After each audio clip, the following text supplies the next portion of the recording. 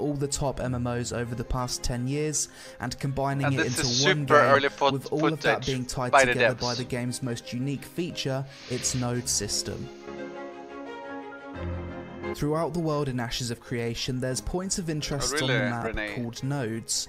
These nodes are basically areas that can progress to different stages of civilizational development as players kill monsters, quest, gather, and adventure within that node's area of influence. Starting out day one when the game first launches, the world will be pretty empty. But let's say you and a group of friends all decide to kill mobs and gather in a certain area.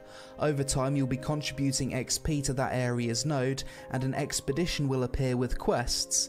As more players are drawn to that area, it will level up into an encampment with more quests, more NPCs, and more opportunity. The world is building all the time. After that, the node levels up into a village, town, city, and finally a giant sprawling metropolis with more opportunity, world events, and quests appearing at each stage of development. Now that's a very simplified explanation of the Ashes of Creation node system, but on top of that there's also a lot of variables within the system. For example, at launch there will be 103 different possible node locations, and the location of that node dictates the quests and world events triggered upon development. At this point you're probably thinking, well, what happens when every node reaches its final stage? Wouldn't that become boring? Well, due to how the system's designed, this isn't possible. In leveling up one node, you lock out the possibility for adjacent nodes to grow to the same size. To change this and de-level a node so that adjacent nodes can progress, players will need to participate in a PvP node siege to destroy a city, for example, so the town node near to it has room to grow, and different content can then be unlocked. The way this system is designed intends for long-term player-driven replayability, where each server will have a different history of development and unlocked content.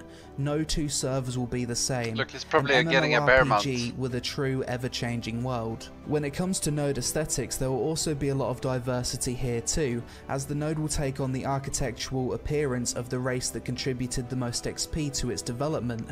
So let's say a guild of orcs went to an area and contributed the most XP to a node, building it up to a town. You've then got a town with an orcish aesthetic. Maybe everyone understood that, right?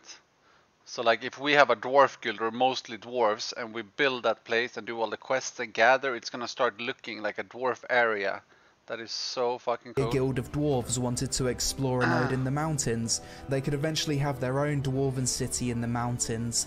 The aesthetic of the node changes at every level of development based on the race that contributes the most XP to the node. On top of all this, each node in the world will be assigned one of 4 possible node types, with each having unique benefits. You've got divine, economic, militaristic, and scientific node types. Advancing a scientific node over an economic node, for example, will give different building options for players to manage in the node, such as libraries, colleges, and artisan buildings, whereas if they leveled up an economic node, they could build market. Wait, let me see. Okay, so it's different type of nodes. Or I want to make the war one. The war one with blacksmiths and shit, armory.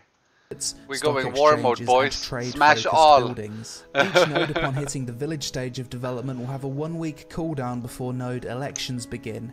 In this, players can try to become the mayor of the node. As a mayor, you get to allocate resources, set the tax rate, and initiate quests to advance the node, as well as choose building projects contained within that node. The way the mayoral election system is designed is different for each node type. For scientific nodes, it's a popularity contest where you vote another player in. For economic nodes, it goes to the highest bidder.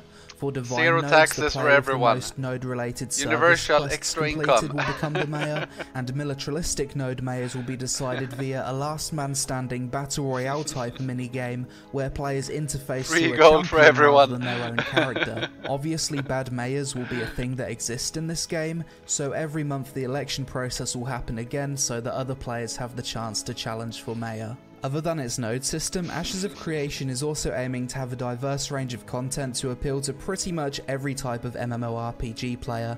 Let's start with some of the PvP content that will be present in this game.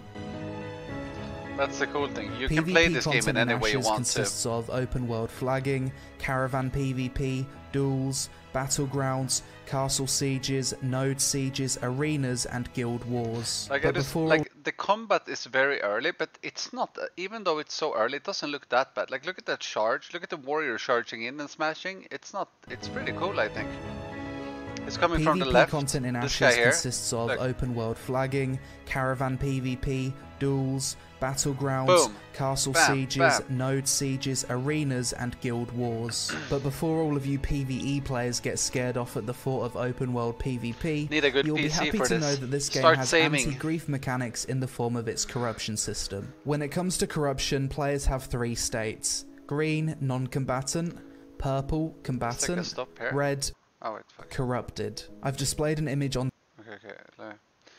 So I'm just gonna explain. It's basically gonna work like in Lineage 2. So let's say someone is a non-combatant and you kill that person, you attack him, you're gonna become corrupted. So you will become evil, and you can obviously, and later on you can attack the evil people without any punishment, and they can also drop gear, and then a bunch of more stuff on screen that shows how this system works, but from the point of view of a non-combatant later, Marathon. PvE See you player later. minding their Thank own you so much business, for the subs. if another player comes up to you and kills you, they all become corrupted and receive ever-growing penalties the more innocent players they decide to kill. Eventually, corrupted players can drop their items, which can be looted by other players. They'll also lose more experience upon death, and also feel dampening in PvP, so they become weaker. Corruption gained is also greater based on the level disparity, so a high level randomly killing a new low level player really isn't worth it. Additionally, the game will have a bounty system where players with high corruption score will appear on the map for bounty hunters to track down and kill for rewards, and NPC guards will also attack corrupted players on site, limiting their access to services within nodes. The Caravan PvP system in Ashes is designed to bring risk vs reward gameplay. Due to storage being localized to each node and different areas of the map having easier or harder access to certain resources, players will need to transport goods between nodes via caravans. When a caravan is spawned, it will create a moving open world PvP zone. When players approach the caravan, they'll be given 3 options: attack, defend, or ignore.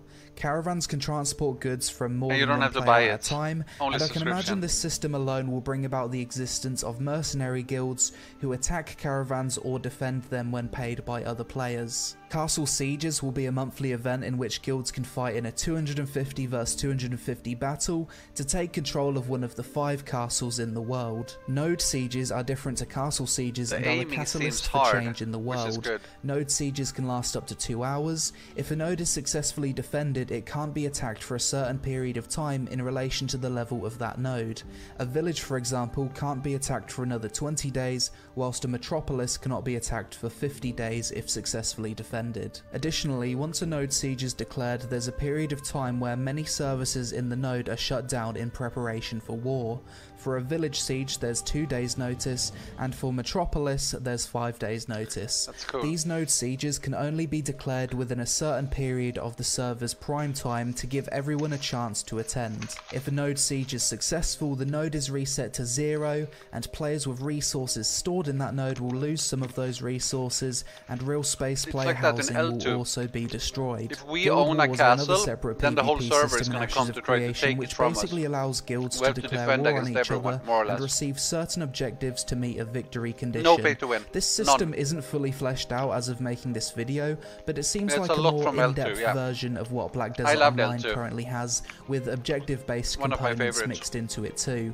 Guilds can be at war against multiple other guilds at the same time, and guild wars operate outside of the game's corruption PvP flagging system. I think duels, battlegrounds, and arenas are fairly self-explanatory features that Ashes of Creation will have that we all like to see in MMOs. This game has everything you can imagine. When it comes to the PvP content this game will have, it sounds like everything I've ever wanted in an MMO, from the risk versus reward of the caravan system, to node sieges being the catalyst for change in the world, to the prestige of your guild owning one of the 5 castles on the server.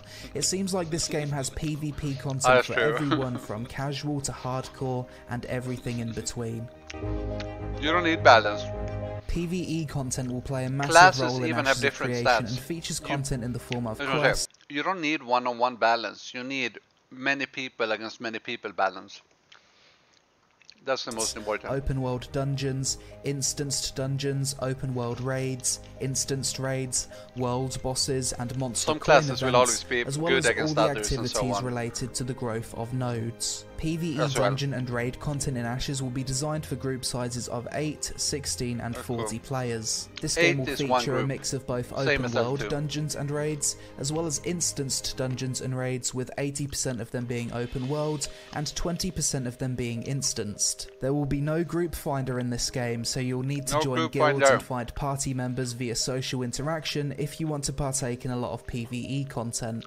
The way open world dungeons and raids will work is that they increase in difficulty the deeper you venture inside.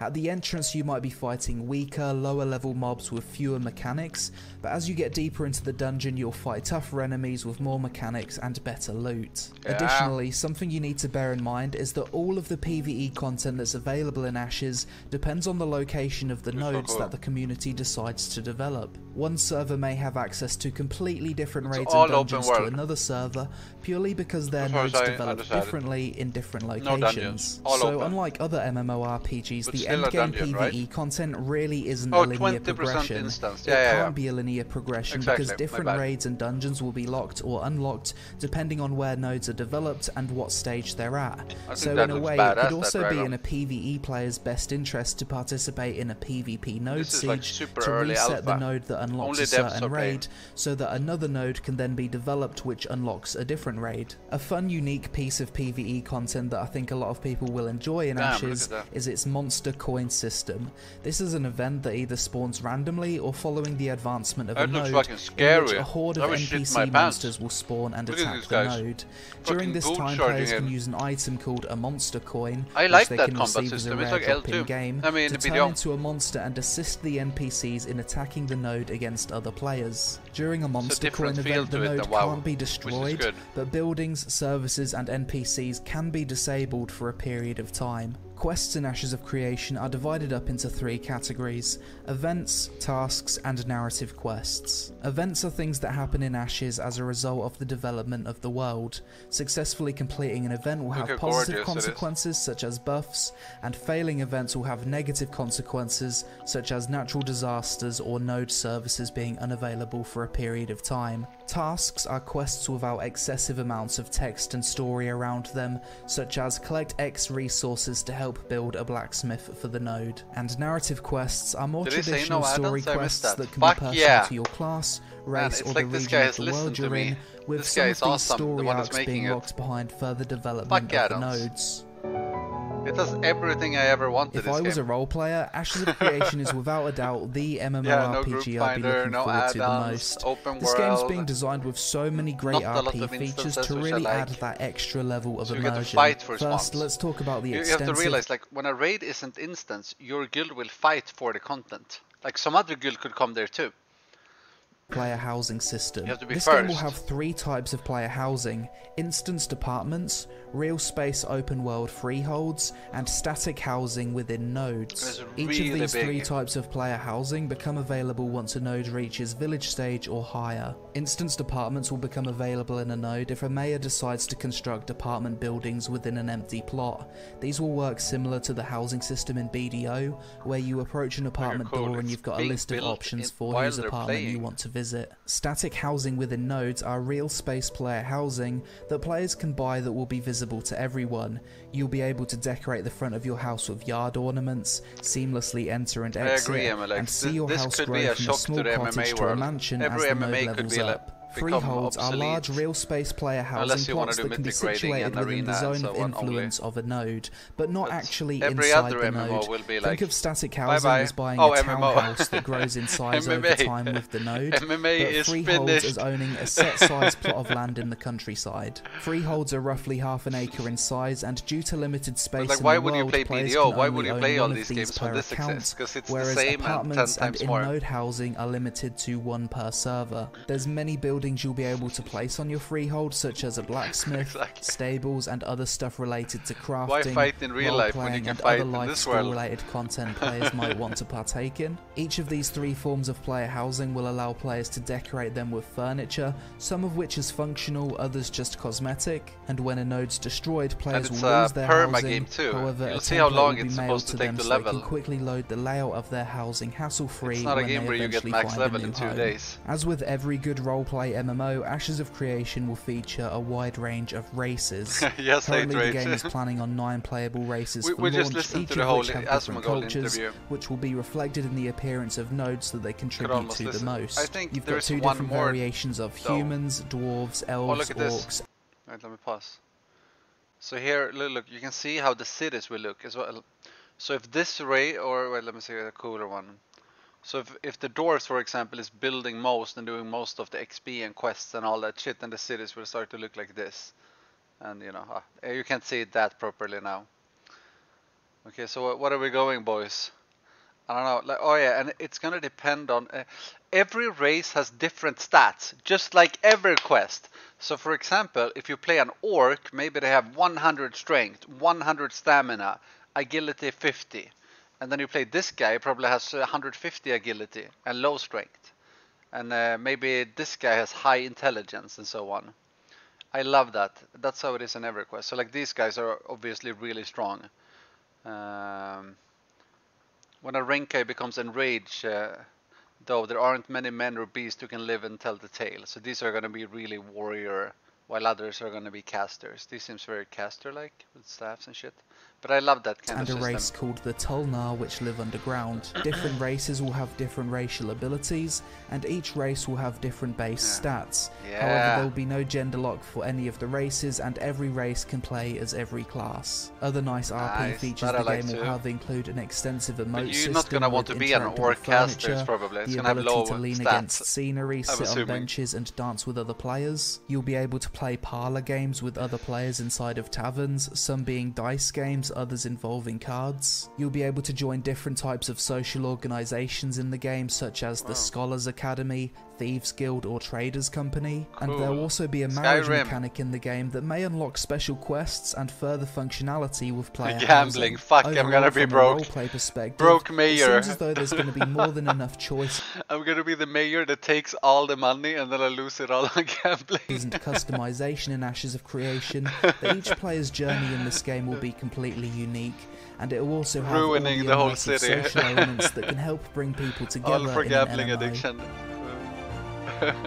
Professions and life skills in Ashes of Creation are referred to as artisan classes. These are split into 3 different trees: gathering, processing, and crafting. Gathering professions consist of fishing, herbalism, lumberjacking, mining, and animal taming. Processing professions basically refine raw material via the use of certain freehold buildings, such as forges to process ore into bars, lumberyards processing logs to planks, and so on. Crafting professions consist of... I just want to say that because he said that in the interview with Asmongold, you're not going to be able to craft everything by yourself. So let's say you're a gatherer, you're going to have to trade it to someone else that is better at crafting, that can craft the thing. So it goes like a supply line. And if you farm certain things in one area and then you move them across to the snowy mountains, those materials won't exist there, and they can be worth up to 5 times more. Of alchemy, armor smithing, blacksmithing, carpentry, cooking, jewel crafting, scribing, ship building, siege weapon building, and weapon smithing. Takes an effort in this to move game, it over each the land character as well. will only be able to truly master one profession. You'll be unable to master multiple. You'll still be able to progress with multiple professions, but not to the extent of mastery. This is to create the need for community interaction and create a sense of identity. You can be a farmer and then you have like merchants so that you it give won't all the become loot irrelevant like in other MMOs.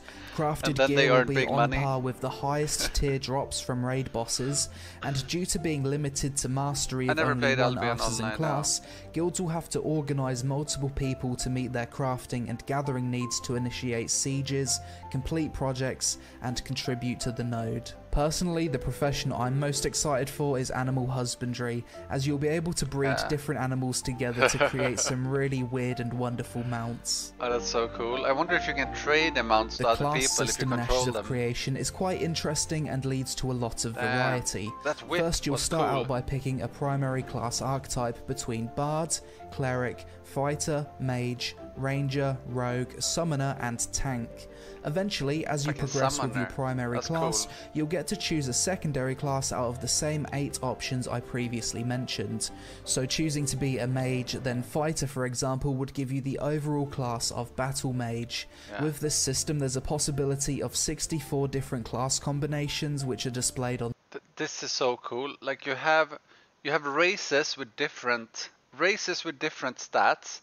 And then you have 64 combinations. That means that no one will be the same. Like everyone are gonna be different, more or less. Which is super cool. Do you know that's fucking 8 times 64? How many races? 8. On screen now. Ashes of Creation will be designed around the Trinity system of tank, healer, and DPS. I can pause. We can see class combination. Look at all this fucking shit. Jesus Christ. Jesus Lord. Like, how do you pick what you're gonna play? How do you pick? I played a Blade Dancer in L2, but I'm not gonna do that again. How do you pick? How do you fucking pick? It's gonna be the hardest decision ever, especially when you see how long it takes to level. It's really long to max level. Healers is Templar, High Priest, I think Oracle. Here, all these are healers. Scryer, High Priest, Templar, Oracle, Protector, Shadow Discipline, Shaman. Fucking cool shit, which are displayed on screen now. This game has I wish I played a Gladiator in L2, but I didn't. I played Blade Dancer. You will not be able to change your class's primary role, however with some effort you will be able to change your secondary role. Weapons and armor will not be class locked, but some classes will obviously be more efficient with certain types of armor and weapons. And when it comes to the game's combat system, it will use a tab target action combat hybrid system. The way this system will work is that each class will have 2 categories of skills: tab target skills and action combat style skills. Players can choose to have up to 75% of either tab targeting abilities or 75% action combat abilities, but not 100% either way. Personally, the way I'd imagine this system will play out will be something close to Guild Wars 2 or Arcade. It's gonna be a few years, but you can try it this year. End of the year we'll be able to try the alpha. This video, apparently, so it's hard everyone to say can how try the it, complete everyone can system stream will it. actually feel. They're allowing everything. When starting out in Ashes of Creation, you'll first make your character. Let me see that world. And it's supposed to have snowy areas. It's gonna have volcano areas, beautiful plains, like fucking deserts, and it's super big as well. This game has so much potential. When starting out in Ashes of Creation, you'll first make your character, choose your primary class, then you'll be given the choice to spawn at one of 4 divine gateways in the world.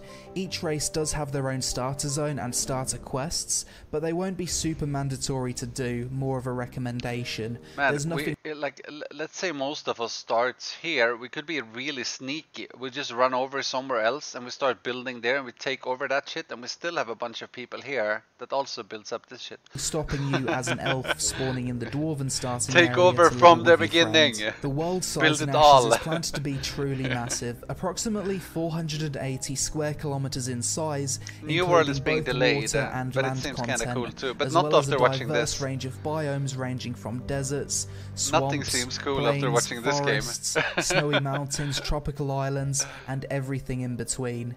This game will be fully open world and also features underground zones known as the Underrealm. Ashes of Creation will feature an in-game viewable world map. However, starting out, much of it will be covered in a fog of war until areas have been explored and uncovered. Additionally, there will be some zones in the world that will experience all 4 seasons, which will bring about their own events, buffs, debuffs, and farming challenges. Seasons will rotate once each week, with a full 4-season rotation passing by every 4 weeks. When it comes to the leveling, the max level will be 50, and it will take roughly 45 days of playing 4. We like this. This I love. This is EverQuest style. 45 days to max level.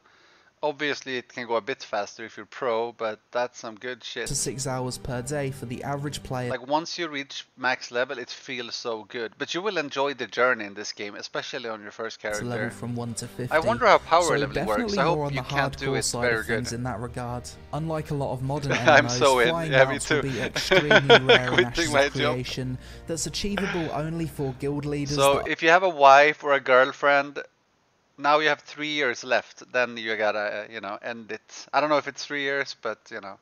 So spend those 3 years well, and you know, then you know what you gotta do. The game's 5 castles, the Mayor of Metropolis nodes, and through legendary limited-time dragon eggs that players might obtain from a world boss. It's unlikely there will ever be more than 10 players per server with temporary access to flying. And when you consider that each server will have a population of between 8 to 10,000 players, seeing them will be really epic. It's also worth mentioning that fast travel will be extremely limited in temporary access to flying. And when you consider only 10 people can have flying mounts. For guild leaders that own one of the game's 5 castles, the Mayor of Metropolis nodes, and through legendary limited. Unlike a lot of modern MMOs, flying mounts will be extremely rare in Ashes of Creation. That's achievable only for guild leaders that own one of the game's 5 castles, so the Mayor of Metropolis nodes, and through legendary limited-time dragon eggs that players might obtain from a world boss. Oh, it's so everyone can get dragon eggs. Be more than 10 players per server with temporary I want the access dragon to egg. flying. And when you consider that each server will have a population of between 8 to 10,000 I also hate flying mounts, but this is perfect. This you love, because you'll have them for a limited amount of time. It's also worth mentioning that fast travel will be extremely and you limited can give them in to this officers, game, as the developers want distance to matter. The only form of fast travel that will be possible is if a scientific node reaches the Metropolis stage. Someone flying, At you'll this be point, like, players holy can fucking construct a shit, building this that guy. offers fast travel only to nodes within the Metropolis. They won't last forever, so new people can get the mounts. But that's pretty much it for my basic explanation of what Ashes of Creation is without going super in depth on stuff. And I get shivers from this game. I want to talk about why I believe this is the most exciting upcoming MMORPG, and why this game isn't just a pipe dream. The world is really big. Many people, including myself, will be testing with no NDA before the end of this year. In square meters. I don't remember the numbers, but First it's of really, all, it goes really without big. saying, after everything I've just explained about the game, it will be the most ambitious fantasy MMORPG ever attempted. The game will truly have something for everyone. It's not just a PvP MMO you can fucking or a role play in PvE this, MMO. you can PvP, it's a raid, genuine or all. PvX MMO that has pretty a much crafter, everything. a trader. Usually when a new MMORPG is announced and they talk about their plans when it comes to game design, it's always vague. There's a ton of question marks on many core systems, and it doesn't take long before players can look at the ideas of the developers and straight up say, this is a bad idea, this won't work. New World has been a perfect example of this since the first time I tried the game in 2018 to recently when it announced its delay. When it comes to the game design of Ashes of Creation, it seems to me that almost every aspect of the game has been clearly thought out, and thanks to years of Q&As between the community and developers, we have a clear blueprint for how this game will actually play out if you care to read it on the Ashes of Creation wiki. When it comes to the core game design systems, there's nothing I'm overly concerned about. Everything seems to make sense and follow a strong design principle of risk versus reward. For me, the only real question mark I have about the game is how fun will the combat be? What does their 75% action tab hybrid combat system actually play like? I think if they can nail that and just follow the blueprint for this game until completion, it will be a guaranteed success. Ashes of Creation is primarily a privately funded MMORPG made by an MMO fan frustrated by the direction of the genre, who was extremely successful in business earlier in life. Since I first covered this project in 2017, we've seen the studio he created expand to over 100 developers, attracting people from Blizzard, Sony Online Entertainment, Daybreak Games, and more. This year especially, we've seen production for Ashes of Creation ramp up significantly, and in recent live streams we've seen and gameplay sessions of many core systems working, such as the MAYORAL system, early hybrid combat, real-time node development, open world dungeons, a 40-man raid, the CARAVAN PvP system, basic professions, we'll get to try it at and the end of the year, so we'll see. Player housing. What's more impressive is the creative director's commitment to transparency, despite the project still likely being a solid 2 years from completion. Sometime this fall, we've been told that people who have access to the game's Alpha 1 test will be able to stream and make content about the game with no NDA, and when you consider that Amazon's New World still